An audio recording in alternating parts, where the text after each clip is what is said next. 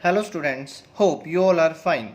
In this video, we will cover chapter 5 and name of the chapter is cash flow statement.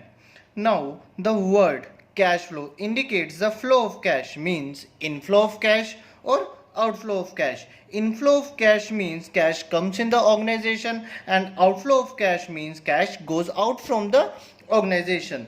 So, meaning cash flow statement is a statement that shows the cash flow means inflow or outflow of the cash and cash equivalents during that period under report. Transactions that increase the cash and cash equivalent are inflows, whereas transactions that decrease it are outflow of the cash and cash equivalent. It means statement means you have to record all the inflow outflow of cash. Next one, objective of cash flow statement. First one, to determine the sources of cash and cash equivalent under the operating, investing and financing activity of the enterprise. Determine the sources means आपके पास company के पास cash and cash equivalent कहाँ से आएगा. Next one, to determine the applications of cash and cash equivalent under the operating, investing and financing activity. Application means company कहाँ कहाँ पे पैसे को क्या करेगी, इन्वेस्ट करेगी. मीन्स कहाँ कहाँ से कैश है कंपनी से जा रहा है, cash goes out from the organization. And last one, to determine the net change in cash and cash equivalent. Now next, limitation of cash flow statement. First one, known cash transaction are not shown. In a cash flow statement, company doesn't record the known cash transaction. For example, when a company purchase a machinery on credit base, now company will not record the purchase of machinery. Company will record only on a cash transaction. So cash flow statement show only of the inflow and outflow cash transaction. Next one, not a substitute for a income statement. Now cash flow statement doesn't show the profit or loss. Income statement shows the net income of the enterprise, so it's not a substitute of the income statement. Next one, not a substitute for a balance sheet, because cash flow statement just tells the movement of the cash inflow or outflow. It is not substitute of the balance sheet because it doesn't show the financial position. Next one, historical in nature means it rearranges the available information on the income statement and the balance sheet. Means it's depend upon the information related to the income statement and the balance sheet, so it is a historical in nature. Now next, computation of cash flow from different activities. Now there are the three types of the activities for determine of the cash flow. First one, cash flow from operating activity. Second one, cash flow from investing activity. Third one, cash flow from a financing activity. Now starting from the cash flow from a operating activity is totally based on the principle of the revenue producing activities. Revenue producing activity means goods and services. Sale of goods and services means cash received. Inflow of the cash received from sale of the goods and services. For example, cash flow from operating activities are cash received from a sale of the goods and services. Now, cash flow from operating activity may be calculated by using a two method. First one is a direct method, second one is a indirect method. Now, direct method of calculating cash flow from operating activity is not in a syllabus, so we will not cover this method.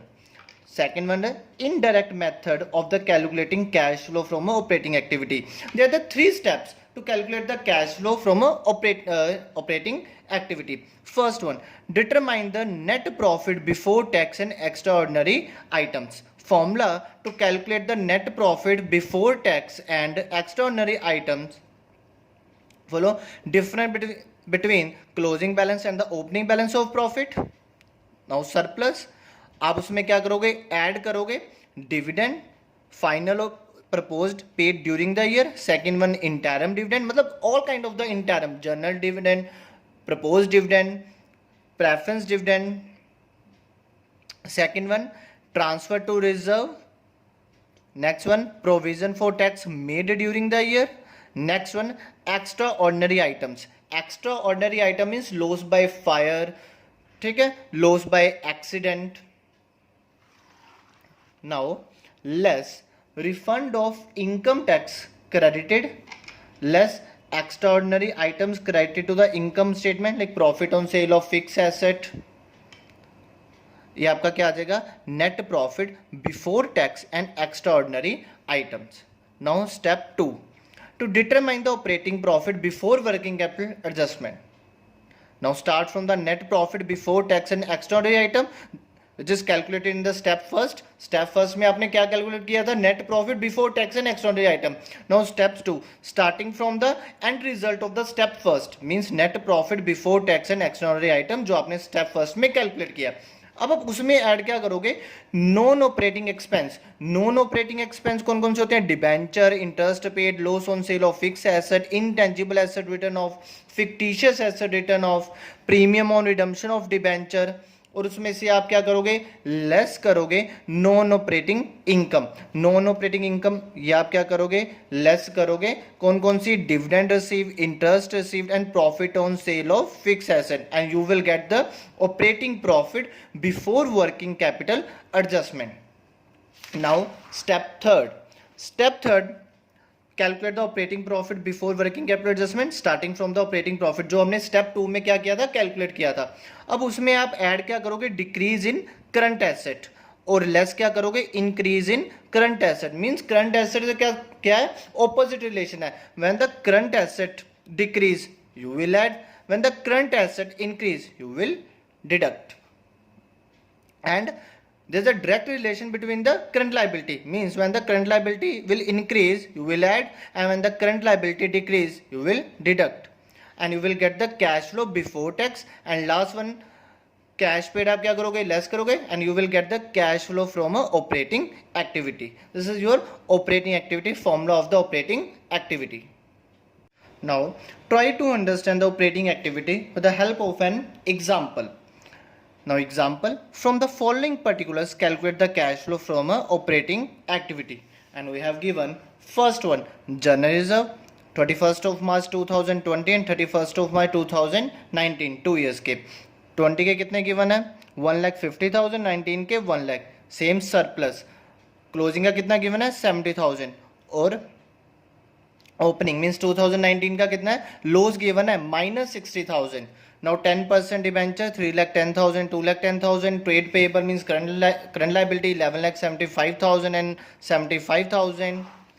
Next one, cash and cash equivalent 1,30,000, 90,000. Goodwill, machinery 10%. Non-current investment, inventory, provision for doubtful debt, trade receivable, discount on issue of debenture. Now solution, cash from operating activity. Starting from the step first, to calculate the net profit before tax and extraordinary item. Step first में हमको ये calculate करना है, net profit before tax and extraordinary item starting from the difference between the surplus of closing and opening balance. Now surplus, opening कितना given है? 60,000. Closing में कितना हो गया? 70,000. तो आपने इस ईयर कितना प्रॉफिट अर्न किया? 1,30,000. अब स्टूडेंट्स का क्वेश्चन है सर 1,30,000 कैसे? देखो 60,000 लॉस है, तो पहले आपने 60,000 प्रॉफिट अर्न किया होगा तो जीरो हो गया. फिर आपने क्लोजिंग तक देखा तो क्लोजिंग तक में आपके पास 70,000 पॉजिटिव है, तो इट मीन 70,000 और प्रॉफिट अर्न किया. तो टोटल इस ईयर में आपने कितना प्रॉफिट किया? 70 + 60 1,30,000. सो 1,30,000. अब उसमें ऐड क्या होता है? डिविडेंड सम में मेंशन नहीं है, not mention in the sum. Transfer to reserve. देखो रिजर्व देखो आपको ओपनिंग में कितने गिवन है? 1 लाख. क्लोजिंग में कितने हो गए? 1,50,000. सो 50,000 का हो गया ट्रांसफर टू जनरल रिजर्व. और आपको सब में कुछ भी मेंशन नहीं है. देखो स्टेप फर्स्ट में क्या क्या आता था? Dividend, interim dividend, transfer to reserve, provision for tax and extraordinary item. हमें सब में we have not mentioned in the sum dividend, interim dividend, provision for tax and extraordinary item. हमें सब में क्या given था? Transfer to reserve. तो हमने क्या कर दिया? ट्रांसफर टू रिजर्व ऐड कर दिया सब में. 1,30,000 में ऐड क्या किया? Transfer to general reserve 50,000 and will get the net profit before tax and extraordinary item 1,80,000. Now step 2 starting from the net profit before tax and extraordinary items which is calculated in the step first. कितना आया था? 1,80,000. अब उसमें add क्या करते हैं? Non operating expense. Non operating expense में first one depreciation. तो सब में डेप्रिसिएशन कितने गिवन थी? 40,000. प्रोविजन फॉर डाउटफुल डेट कितने गिवन से? 50,000. ये आपको सारा कुछ यहाँ पे मेंशन है बेटा, like provision for doubtful debt 1 lakh से कितना हो गया 1,50,000, तो कितने हो गए 50,000। क्लियर। और आपको आगे क्या गिवन है, गुडविल रिटर्न ऑफ, आपको देखो सब में गुडविल गिवन है, कितनी गिवन है, ओपनिंग में कितनी थी 1 लाख, क्लोजिंग में कितनी होगी थी 80,000, तो 20,000 क्या होगी राइट ऑफ होगी, तो आप 20,000 के क्या कर दोगे goodwill amortise means goodwill return of, कितना आ जाएगा 20,000। नेक्स्ट क्या है, discount on issue of debenture, ये रे डिस्काउंट ऑन इश्यू, आपके पास ओपनिंग में कितने थे 10,000, क्लोजिंग में कितने हो गए 0, मतलब राइट ऑफ हो गए, वो भी आप क्या कर दोगे ऐड कर दोगे, discount on issue of debenture 10,000। Next one है इंटरेस्ट ऑन डिबेंचर, देखो आपको सब में क्या गिवन है इंटरेस्ट ऑन 10% डिबेंचर गिवन है। अब आपके पास टू वैल्यूज है, जैसे opening value 2,10,000 and closing value 3,10,000। Interest always calculated on opening balance, तो ओपनिंग बैलेंस कितना है 2,10,000, तो 2 लाख का 10% कितना हो गया 21,000, तो आप वो क्या कर दोगे इंटरेस्ट ऑन डिबेंचर ऐड कर दोगे 21,000, ये आपके पास टोटल कितना आ गया 3,21,000। अब उसमें से आप लेस क्या करोगे इनकम इंटरेस्ट रिसीव, तो आपके पास इंटरेस्ट ऑन इन्वेस्टमेंट, आपके पास सब में देखो ऊपर 10% नॉन करंट इन्वेस्टमेंट गिवन है, तो ये 10% भी ओपनिंग बैलेंस पे 60,000 का 10% 6,000, तो आपके पास इंटरेस्ट रिसीव क्या कर दोगे लेस कर दोगे, and you will get the operating profit before working capital changes या वर्किंग कैपिटल एडजस्टमेंट 3,15,000। उसके बाद स्टेप थर्ड करंट एसेट और करंट लायबिलिटी वाला, now see add increase in a current liability, देखो आपको समय ट्रेड पेबल गिवन है, trade payable opening में कितने गिवन है 75,000 और क्लोजिंग में कितने गिवन है 11,75,000, तो कितना इंक्रीज आ गया 11 लाख, तो वो क्या हो जाएंगे प्लस हो जाएंगे 11 lakh. Same less increase in the current asset, now see आपको सब में इन्वेंट्री गिवन है, inventory is a part of the current asset, current asset कितना है 60,000, क्लोजिंग में कितना हो गया 2,45,000, इंक्रीज हो रहा है, तो करंट एसेट के साथ क्या होता था इनवर्स रिलेशन होता था कि जब अगर इंक्रीज हो रहा है तो आप क्या करोगे डिडक्ट, तो आप क्या करोगे लेस करोगे इन्वेंट्री 1,85,000। सेम ट्रेड रिसीवेबल भी क्या हो रहा है इंक्रीज हो रहा है, तो वो भी आप 11 लाख क्या कर दोगे लेस कर दोगे, and you will get the 1,30,000 the answer of the operating activity. Now repeat once again, net profit before tax and extraordinary item which is calculated in the step first, and the answer of the net profit before tax and extraordinary item 1,80,000। First one depreciation, depreciation on machinery, depreciation on machinery क्या है, देखो machinery closing में कितनी थी opening में 5 lakh, closing में कितनी आ गई 4,60,000, इट मींस 40,000 से डिक्रीज हुई डेप्रिसिएशन, तो depreciation provision for doubtful debt, आपको सब में provision for doubtful debt given है, गुडविल गिवन है, discount on return of given है, ये सारे क्या नॉन ऑपरेटिंग एक्सपेंस, इनको आप क्या कर दोगे प्लस कर दोगे, लेस क्या कर दोगे non operating income interest on investment, and you will get the operating profit before working capital changes. Then इसके बाद हम क्या करते हैं current asset and current liability, तो सब में जितनी करंट लायबिलिटी होगी, एक ही करंट लायबिलिटी है ट्रेड पेबल, तो इसके साथ डायरेक्ट रिलेशन है, अगर वो इंक्रीज हो रही है तो आप क्या कर दोगे ऐड, अगर वो डिक्रीज हो रही होती तो आप क्या कर देते लेस।